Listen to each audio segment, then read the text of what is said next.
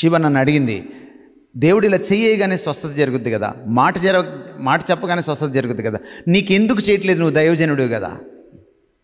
Bible చదువు Shiva.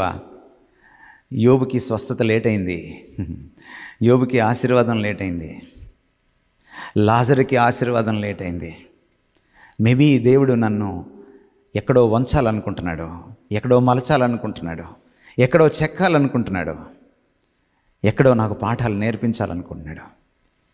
Let him take his own time. But I know one thing, I will come out of this. My God has showed me.